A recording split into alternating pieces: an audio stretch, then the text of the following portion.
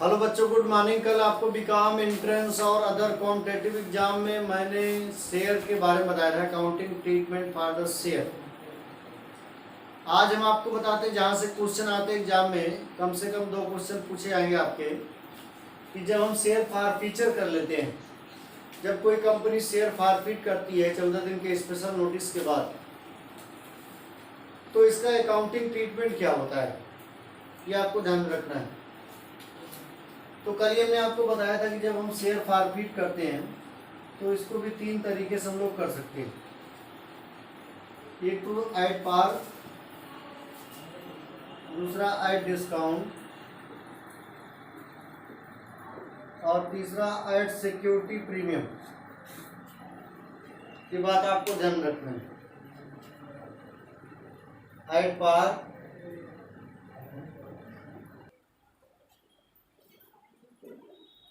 मैं हंस रहा हूँ इसलिए क्योंकि कल आपको मैंने पढ़ाया था टॉपिक और उसके आगे मुझे कैरी ऑन करना है। काफ़ी उत्साहवर्धक सब्जेक्ट है।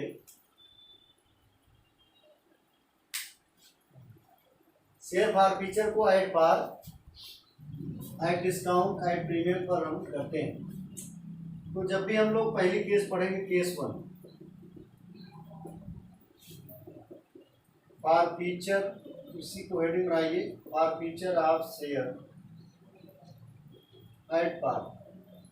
जब हम शेयर को एट पार पर फॉरफीट करते हैं तो एंट्री होगी शेयर कैपिटल अकाउंट डेबिटेड। जब भी आप जरा एंट्री करोगे, यहाँ पूछा था किस अमाउंट से, ये आपसे छोटे सवालों में क्वेश्चन पूछा था एंट्रेंस वगैरह में, कि जब भी फॉरफीचर होता है तो शेयर कैपिटल अकाउंट जो डेबिट होता है वो किस अमाउंट से होता है, कार्ड अप अमाउंट से। Share capital account debited to paid up amount. Paid up amount को ही फॉरफीटेड अमाउंट भी बोलते हैं। Paid up amount is also called as forfeited amount. जितना मिलता वही फॉरफीट होता है। जैसे 10 रुपये कंपनी ने मांगा था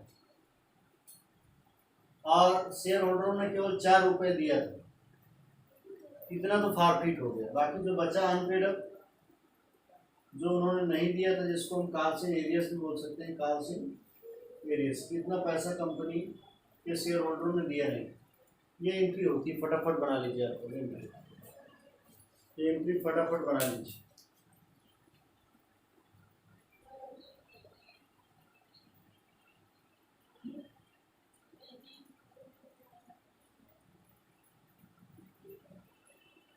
एंट्री फटाफट कर लीजिए। Share capital account debited to paid up amount यानी forfeited amount to unpaid amount. आपसे क्वेश्चन पूछा जाता है ऑब्जेक्टिव एग्जाम में कि जब कंपनी शेयर फॉरफीट करती है तो शेयर कैपिटल अमाउंट किस अमाउंट से डेबिट होता है, तो आप बताएंगे कार्ड अप अमाउंट से। और ये पेड अप अमाउंट, ये unpaid up amount. Paid up amount को फॉरफीटेड अमाउंट बोलेंगे और इसको कॉल्स इन एरियर्स बोलेंगे। ये आपकी पहली केस की बात है। केस 2,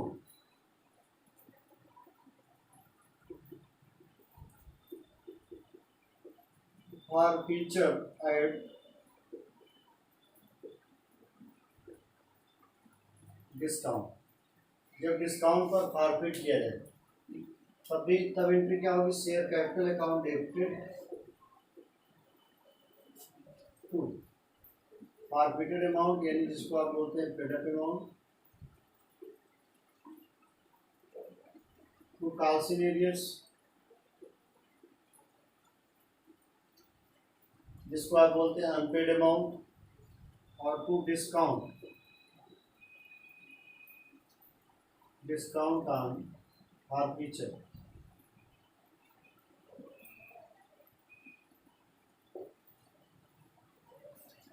डिस्काउंट ऑन फॉरफीचर, जैसे सपोज करिए 10 रुपये का शेयर था, 1 रुपये डिस्काउंट पर फॉरफीट हुआ, जिसमें से बकाया पैसा मान लीजिए 5 रुपये रहा, तो 5 1 6 रुपये हो गया, तो कंपनी फॉरफीट कितना कर सकती है, 4 रुपये।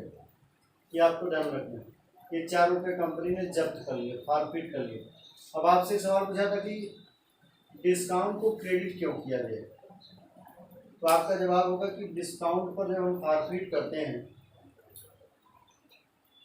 तो इसको क्यों करते हैं, क्योंकि जब हम शेयर को इशू करते हैं डिस्काउंट तो वो लॉस होता है, उसकी रिकवरी करने के लिए वहाँ पर शेयर को डिस्काउंट पर जब इशू करते हैं तो एंट्री जो भी होती है बैंक डेबिट डिस्काउंट डेबिट, वहाँ डेबिट हो जाता है डिस्काउंट, उसको रिकवर करने के लिए, उस लॉस की रिकवरी करने के लिए यहाँ पर इसको क्रेडिट करना पड़ता है। ये आपका कंसेप्ट हो गया इसका। और यही केस आपको ध्यान में रखना है, अभी मैं बताऊंगा। ये केस 2 हो गया। केस 3 पर हम लोग काम करेंगे। Forfeiture of share at premium eight security premium. तो बच्चे जब भी फॉरफीचर ऑफ शेयर होता है एट सिक्योरिटी प्रीमियम पर, यहाँ पर दो सिचुएशन बनती है।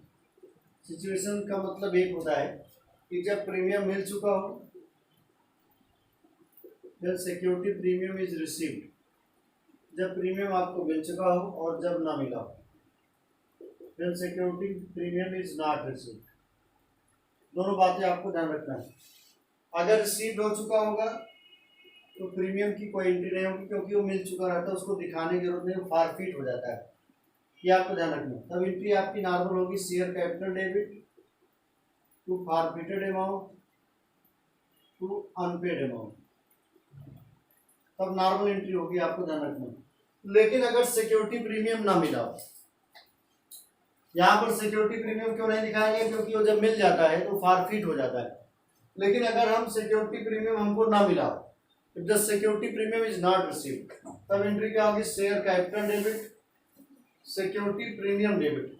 सिक्योरिटी प्रीमियम कहेंगे सर आपकी प्रीमियम तो प्रॉफिट होता है, आप डेबिट क्यों कर रहे हैं, क्योंकि वो मिला नहीं है, क्योंकि प्रीमियम मिला नहीं है। तो share capital debit security premium debit to forfeited amount और टू अनपेड अमाउंट, ये आपकी एंट्री होगी। ये दोनों केस की एंट्री आप फटाफट नोट कर लेंगे, ये बात आपको ध्यान रखना है। ये तीनों केस हमने आपको बता दिया।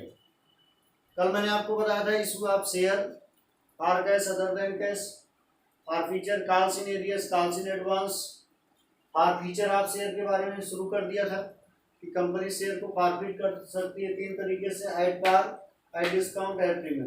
इसकी मैंने आपको अकाउंटिंग ट्रीटमेंट बता दिया।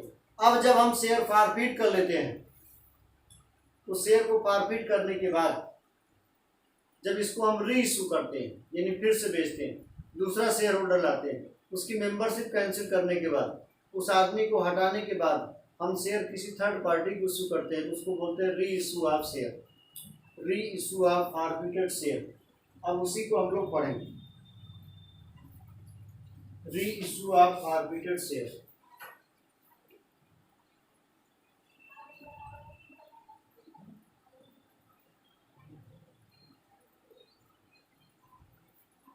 Reissue of forfeited share.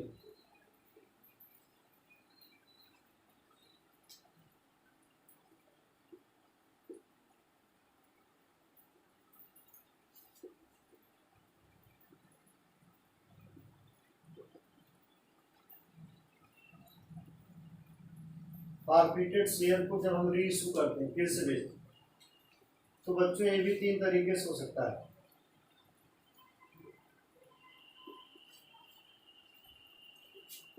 री issue at par, at discount यानी कम पे, एट सिक्योरिटी प्रीमियम यानी उसके बराबर। एट पार करेंगे तो एंट्री होगी bank account debit to share capital, पैसा आ जाएगा, जैसे 10 रुपये एक शेयर 10 रुपये मिल गए। एट डिस्काउंट पर एंट्री होगी तो बैंक अकाउंट डेबिट, डिस्काउंट न लिख करके यहाँ पर डिस्काउंट की जगह फॉरफिटेड अमाउंट लिखा जाता है। मैं बताऊँ, डिस्काउंट की जगह समझने के लिए आप डिस्काउंट लिख सकते हो, लेकिन यहाँ डिस्काउंट नहीं लिख करके फॉरफिटेड अमाउंट लिखा जाता है। फॉरफिटेड अमाउंट पर डिस्काउंट क्या है, टू शेयर कैपिटल, जैसे 10 रुपये एक शेयर है, 1 रुपये डिस्काउंट मिला तो 9 रुपये की वो कंपनी को रिसीव हुआ ये। और एट प्रीमियम, एट प्रीमियम पर जब भी ये होगा तो एंट्री होगी bank account debit to share capital to security premium. ये फटाफट, जैसे 10 रुपए का शेयर था, 2 रुपए प्रीमियम, तो कंपनी को 12,000 रुपये मिलेंगे, ये 12 रुपए। अब सवाल है कि ज़्यादातर इसकी ये प्रॉब्लम एग्जाम में आती है, जो आपके कंपटीशन में एग्जाम में क्वेश्चन पूछे जाते हैं वो ज़्यादातर पूछे जाते हैं एट डिस्काउंट, जब शेयर एट डिस्काउंट रीइशू होता है। तो एक चीज़ और भी पूछा जाता है कि कैपिटल रिजर्व में जाने वाला अमाउंट कैसे निकालते हैं। फॉरफिटेड के बैलेंस को हम लोग ट्रांसफर कर देते हैं, balance of share forfeited account is transfer to, इसको ट्रांसफर कर देते हैं कैपिटल रिजर्व में।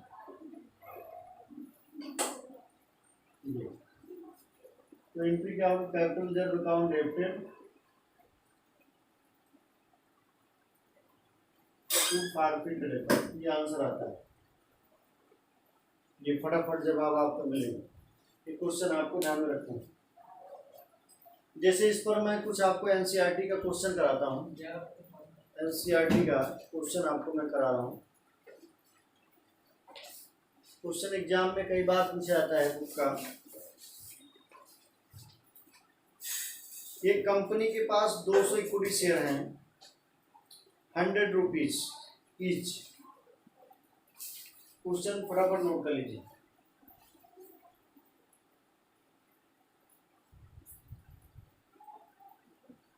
एग्जाम में कंपटीशन में इसी टाइप के क्वेश्चन पूछे जाते हैं।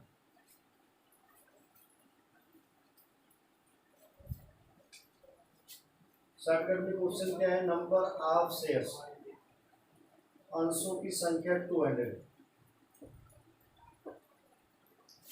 ऑफ रुपीज 100 इज, एक अंश का दाम मार्केट में 100 रुपये है, और शेयर फॉरफिट हुआ है, अनपेड अमाउंट लिखा कि कितने की वजह से, अनपेड अमाउंट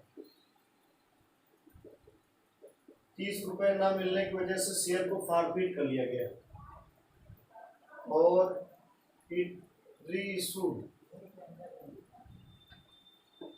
200 शेयर पूरे रीइशूड हुए हैं। रीइशूड प्राइस आपकी है ₹60 पर शेयर। फॉरफिट करने के बाद जब शेयर को रीइशू करा गया, एक शेयर को 60 रुपये में बेचा गया।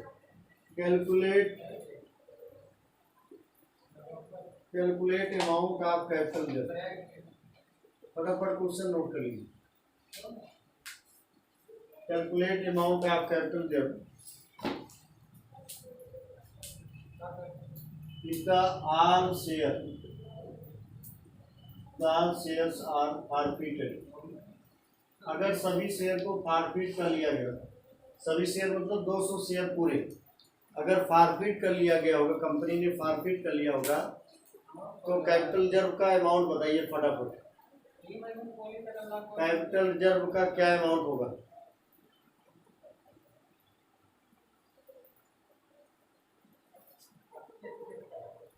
ये बात आपको ध्यान रखना है।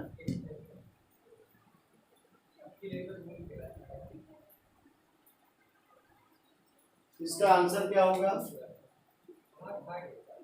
इसका आंसर ही होगा कि सबसे पहले हम लोग फॉरफिटेड अमाउंट निकालें। Forfeited amount is equal to the number of shares, कितने अंश है, इनटू पेड अप अमाउंट। अब आप जरा देखो कि 200 शेयर तो हैं आपके पास, और एक शेयर पर 30 रुपये नहीं मिला है। 100 रुपये एक शेयर का दाम है, 30 रुपये नहीं मिला, तो पेड अप अमाउंट क्या होगा? 70 रुपये। 100 माइनस 30, यानी एक शेयर पर कंपनी को 70 रुपये मिले, और जो मिलता है बच्चों उसी को कंपनी फॉरफिट कर लेती है, यानी 14,000 रुपये फॉरफिटेड अमाउंट होगा, 14,000। ये बात। अब कंपनी ने शेयर को जब डिस्काउंट पर री इशू किया, तो डिस्काउंट ऑन री इशू, एक शेयर को 60 रुपये पर री इशू किया गया। डिस्काउंट कितना मिलेगा? 100 रुपये वाले शेयर हैं, यानी एक शेयर पर डिस्काउंट 40 रुपये है। अगर एक शेयर पर डिस्काउंट 40 रुपये है, तो 200 शेयर पर डिस्काउंट क्या होगा? 8,000 रुपये। तो 200 शेयर पर डिस्काउंट 8,000 रुपये होंगे। तो आप बताइए कि कैपिटल रिजर्व में जाने वाला अमाउंट क्या होगा। तो कैपिटल रिजर्व में जाने वाला अमाउंट होगा, टोटल फॉरफीचर 14,000 रुपये का हुआ था, जिसमें 8,000 रुपये डिस्काउंट हमने दे दिया, तो 6,000 रुपये ये बैलेंस आप फॉरफीचर अकाउंट होगा जो आपको ट्रांसफर करना पड़ जाएगा शेयर, उसको ट्रांसफर करना पड़ेगा कैपिटल रिजर्व अकाउंट।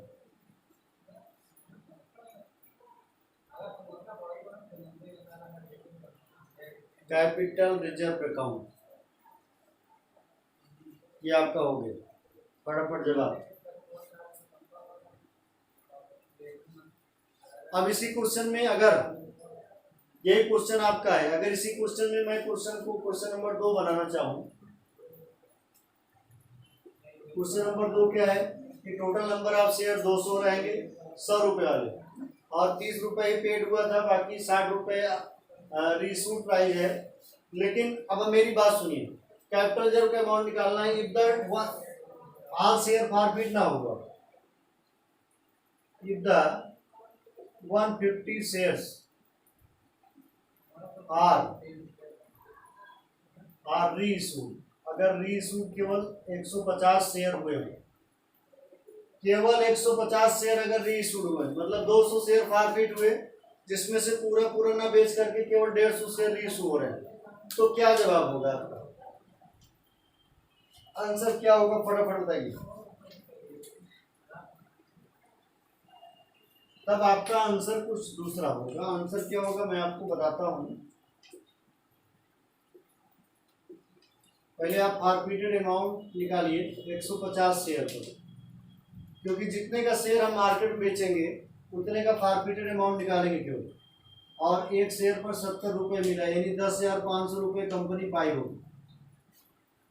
150 शेयर पर अगर कंपनी ने फॉरफीचर का अमाउंट लिखा होगा, एक शेयर पर 70 रुपये का पेडअप अमाउंट है 10,500, डिस्काउंट कितना मिला होगा ये भी हम लोग देखें। डिस्काउंट ऑन रीइश्यू 100 रुपये का शेयर 60 रुपये में रीइश्यू हो रहा है, यानी 40 रुपये एक शेयर पर डिस्काउंट है, तो 150 शेयर पर क्या होगा, एक शेयर पर डिस्काउंट 40 है तो 150 शेयर पर होगा 6,000। तो कैपिटल रिजर्व में जाने वाला अमाउंट 4,500 आएगा बेटा।